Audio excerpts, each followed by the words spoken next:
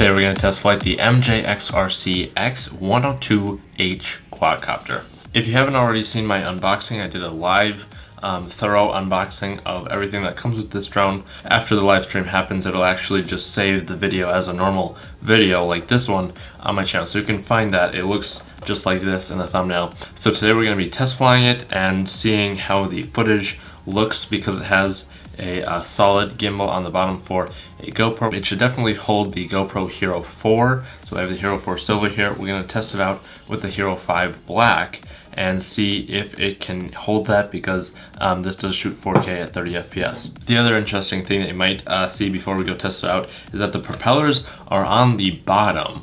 I've actually never flown a quadcopter like this. I don't think I've really ever seen one where there's no props on the top and only props on the bottom. So we're going to be testing this out because this is a really cool idea. I'm not exactly sure why they chose to do this compared to all the other kind of quadcopters that have your normal propellers on the top here. I think it might get in the way of the camera here because they are so low. You know, with the Phantom 4 they actually raised the motors up so they would get out of the way of the camera. But if we point this down enough and have the GoPro in like the linear mode so it's not super fisheye, we'll see if we can try to get the props out of the way. I love the nice white design here, and you even have a nice big indication light at the top and a screen on the bottom showing you the stick amount, I believe. So it's like the amount of power that is sending to the drone. So without any further ado, let's go outside, slap this camera on. Let's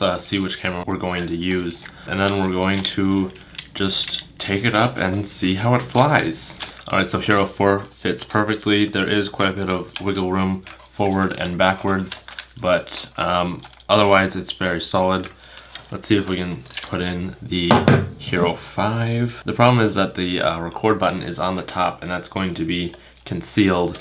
Yep. So this is not going to work because the camera goes all the way to the edge and it's not going to fit. That's what I thought. So we'll see later if we can try to modify this mount here that comes with it to just fit a normal GoPro mount.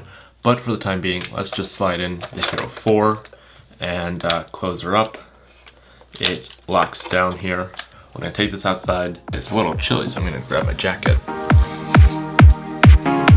Alright, so we already have the camera rolling down there, but it looked like the landing gear was actually in the way. So overall, the camera is just not really in a great position, I don't think. But we can try to fix that in post. So we're going to just take this up for a little test flight. It's actually snowing just a little bit, so this might be a bit of a durability.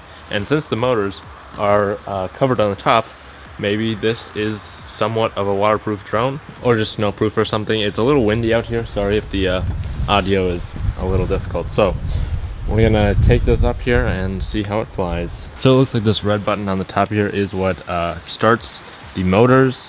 Also, I think that's the return to home, but I don't know. So that like arms the drone, and then we should be able to just take off.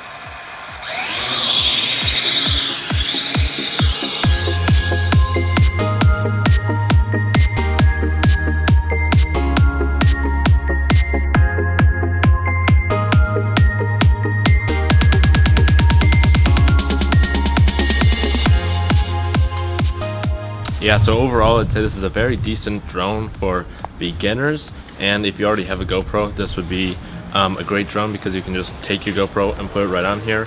I'm not exactly sure why this was like shaking like that. I haven't reviewed the footage yet, but you're probably gonna see a little bit of that shakiness in there. I'm not sure if that's a problem with the propellers not being on quite right because those were a little tricky to put on.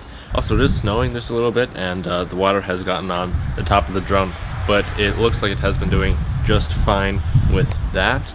The link to check out this guy is in the description below. I would highly recommend this. It's a great medium-sized drone. It's not overly expensive, so if you've really mastered the small ones and not quite ready to jump up into like the Phantoms, this is a great intermediate drone just to get the hang of flying a larger drone. It flies great other than the little wobble, which might just be a calibration issue.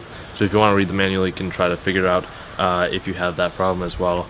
Otherwise, flight time, I just flew it for a few minutes here, and I'm not exactly sure it doesn't give you too much. Oh, it does actually give you a little battery indication. So I flew it for several minutes here. It was fully charged. As you can see, we still have all 4 bars, it looks like, in the top right corner. We have all 4 bars still.